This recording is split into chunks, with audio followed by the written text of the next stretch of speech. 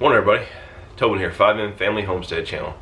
If you're new to the channel, do us a big favor and hit that subscribe button for us, especially if you like what you see, and stick around. It would do us a favor and we would really appreciate it. So today's video is going to be more of a taxidermy how-to type video. If you go way far back on our channel, I have a lot of taxidermy related videos. The reason that we have those videos is we own a seasonal skull mount business. So we do, this year we'll probably do somewhere in the neighborhood of 500 skull mounts, give or take.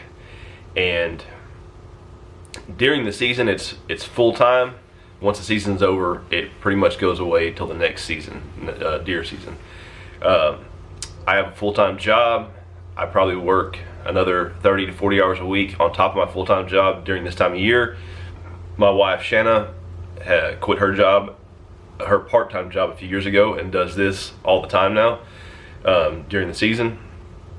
Our kids work for us sometimes 8 or 10 hours a week, each one of them, depending on what other commitments they have and how busy they are. And we have two young men that live here in our town that come over and work at least one evening a week for us, and do a lot of our power washing for us, which is one of the more labor-intensive parts of it. That's kind of a little bit of background. We've been doing it for about 8 or 10 years now. But one of the big things we've changed this year that I wanted to focus on today was how we whiten deer heads. But before I get into that, and just to be clear, this video is probably going to go over 2 or 3 days because it takes a few days to do it. But I want to get y'all up to speed on the heads that we're working on, so you know what we're kind of a real quick rundown on our whole process we're using this year right now. So let me do that real quick. So normally these heads are sitting in a bucket of water for right at a week. When we get ready to work on them, on the next step, we take them out and we put them in pots and we boil them. We will boil them for 3 hours, give or take them out, power wash them very, very thoroughly and get 90% of the meat flesh off of them, 90-95% off them. Then we will put them back into a bucket of clean water that's boiling and put them in there for 10 to 20, 30 minutes. Take them back out, power wash them a final time, remove everything off of them, and then they're ready to whiten. So that's how we are doing it this year. I'm about to sit up outside the shop here, but first let me take you out here and show you our little shed and what it looks like.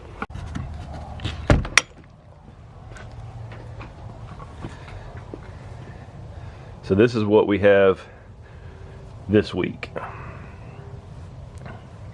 These buckets right here that you see on the left, these will all be boiled this week, and we're going to boil a few of them today, and then all these will be skinned today, and they will go back into buckets until next week.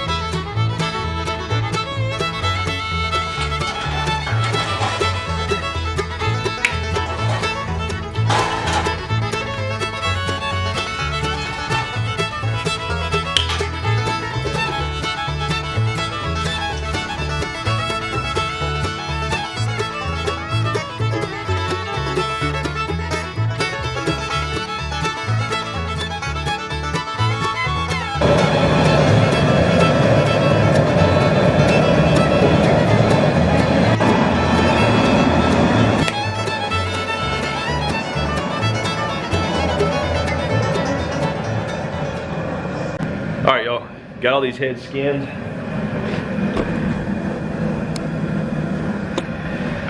And we like to remove the brains from the brain cavity for several reasons.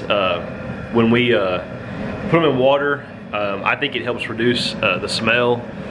I think it also helps them simmer or boil quicker because the hot water can actually get in that brain cavity and loosens things up better. So I'm not going to show it on video, but I'll show you what I do to remove the brain cavity. It's a trick I learned from somebody else. It's not my trick, but it works really well. So all I have is a little deal I hooked to my air compressor, and it's got a long little pipe on it, and I cut that down. I bought it at Harbor Freight and I cut it down. But all I do is take that head and stick it on here and then hit that, and then all of it goes down there in the bottom of that bucket. It's kind of gross, but I do think it helps.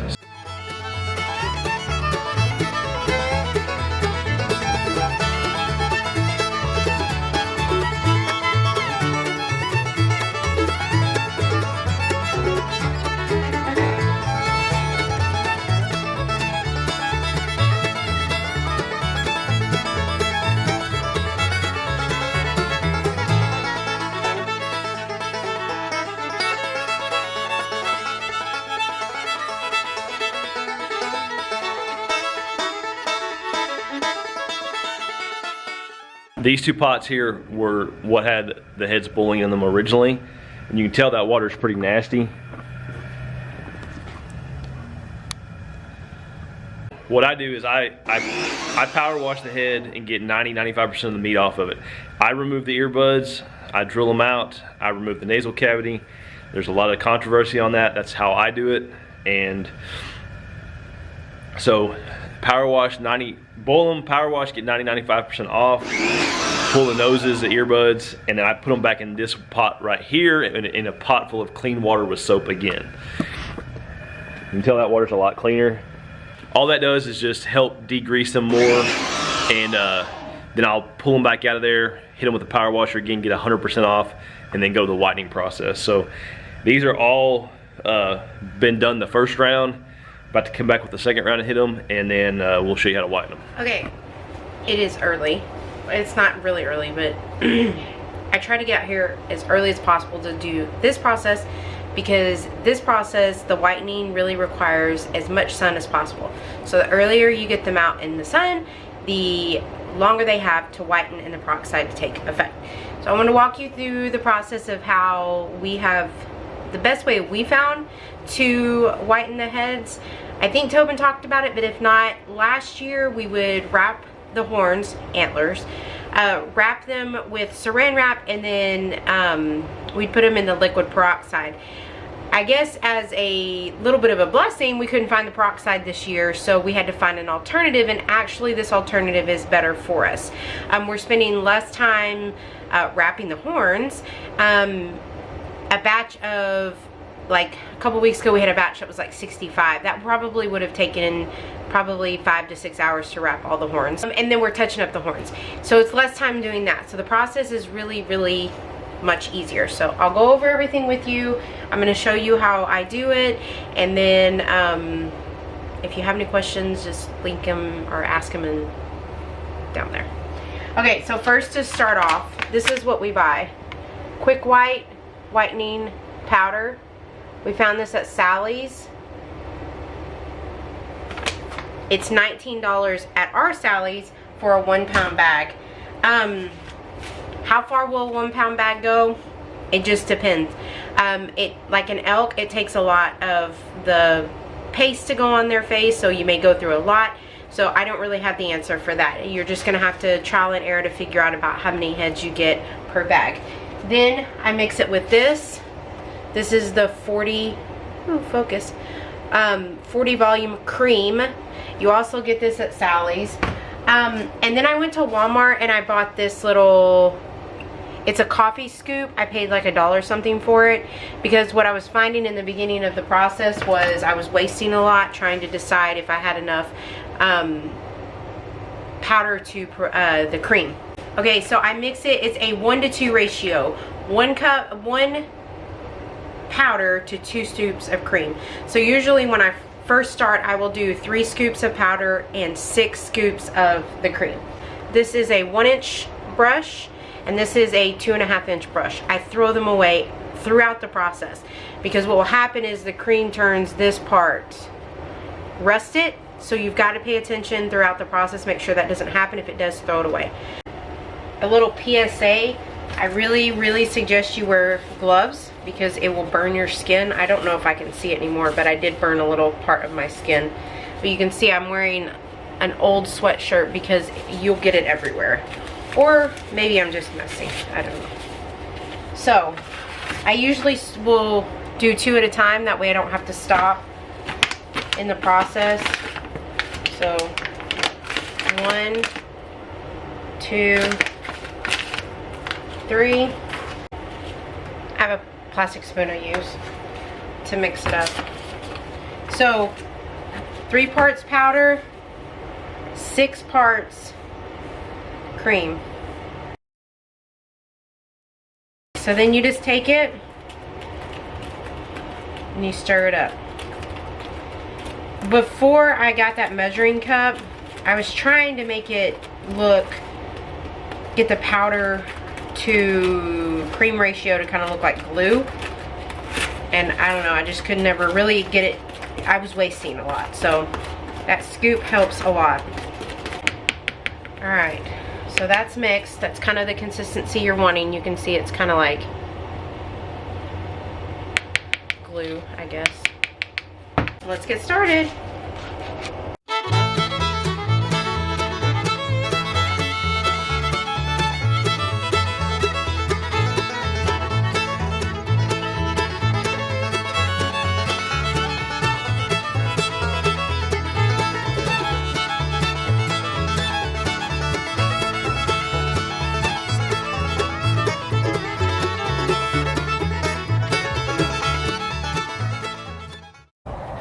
Okay, so we pull the noses out. So this exposes and it's easier to access. If you do true maceration, all of that will come out and you can leave the noses, but we pull the noses out. But in there, you can't get a paintbrush in there. We even tried before doing a, I don't know if you guys can see how brown it is. Tried to do a turkey baster and it didn't work. So what I do is I went and bought this at the dollar store and I filled it with the liquid or the cream peroxide, not liquid cream. And I take it and I squirt it down in those nose cavities. Try to get the side. And then if it's an older deer, I try to get right here in the eyes so it kind of gets down in there. Okay. The best source of heat for this process is going to be the sun. Even if it's 60 degrees outside and the sun's out, it is the best source. One, to whiten the heads from the sun, but to also heat activate it. If you have a cold day and it is 30 degrees outside and you have no sunshine, you better find a way to do a heat source.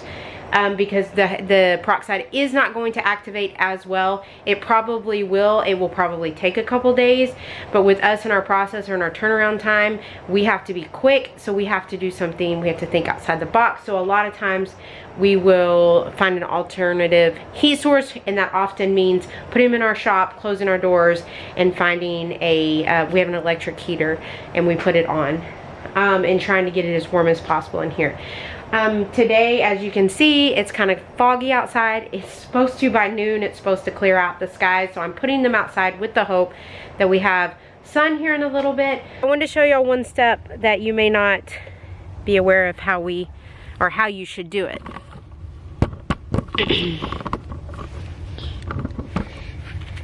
These are the noses that just during the process of boiling and power washing have come off. We keep them in a strainer. These are the ivories for those elk. And then there are also the teeth that come off. It's going to happen.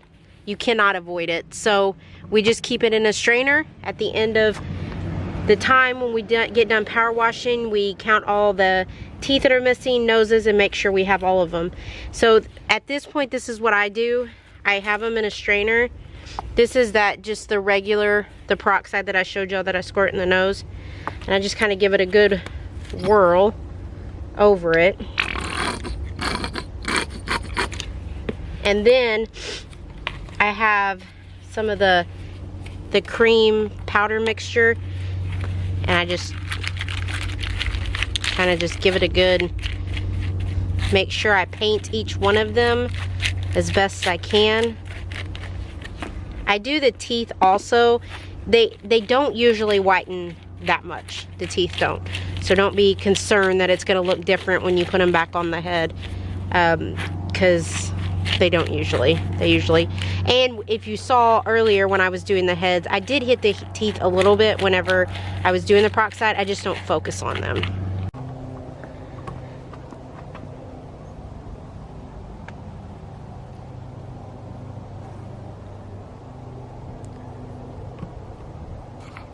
So as you can tell, I got lucky. The sun came out.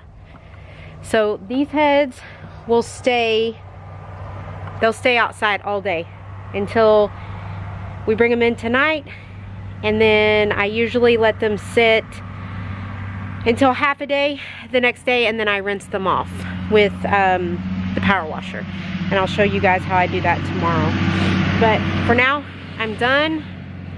And they'll just sit here and they'll do their thing in the sun. You can always tell when this process is working when you look at it and the peroxide is kind of foaming and bubbling on their nose. That means the heat is activating it like it should.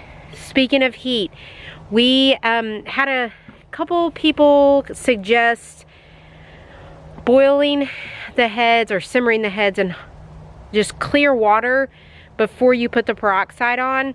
So you would put them in a pot, warm up the water until it's a simmer, let it go for a few, 3 or 4 minutes, let the bone get really hot, and then put the peroxide right on it.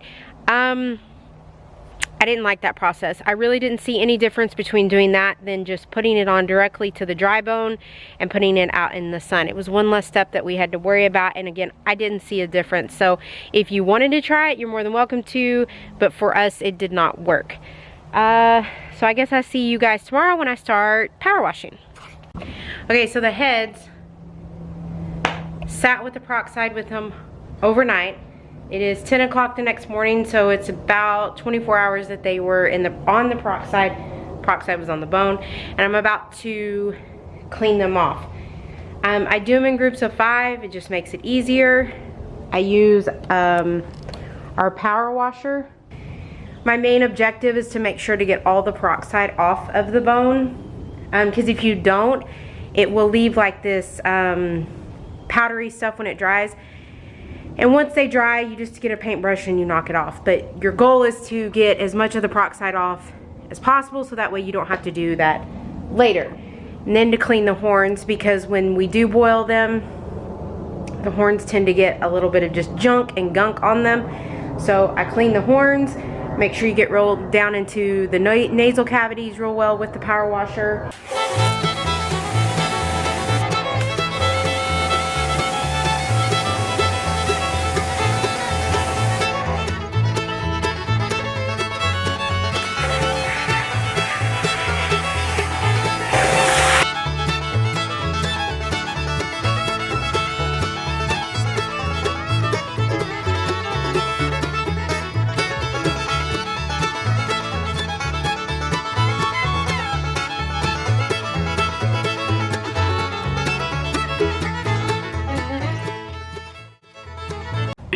Okay, so I have washed them all off, and now they're in the sun.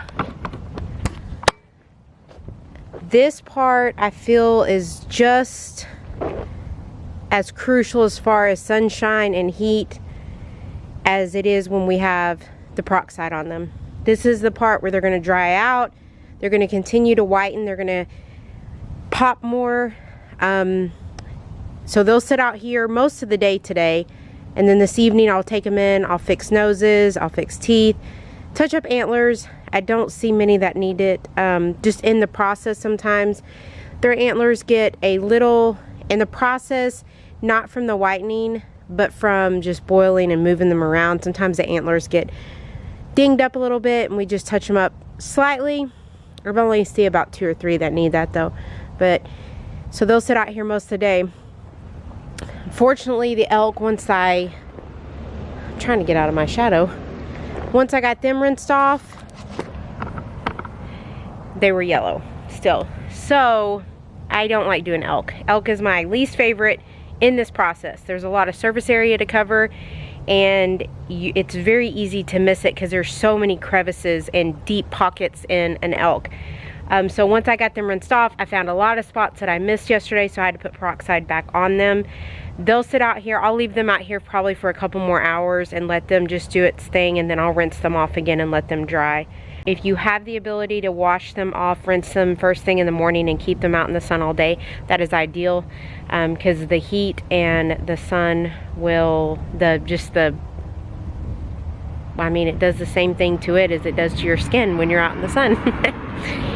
Anyways, so that's the process, guys. If you have any questions, let us know. That's our process. Is it the right process? I don't know. May not be the right process for you. Is it the right process for us? Yes, absolutely. And we will be happy to answer any questions that you have about our process. If you have any suggestions, we're willing to take those as well. But remember, what works for us may not work for you, and that's okay. And what works for you may not work for us. But this process, I'm glad we stumbled across it. Again, it was by default.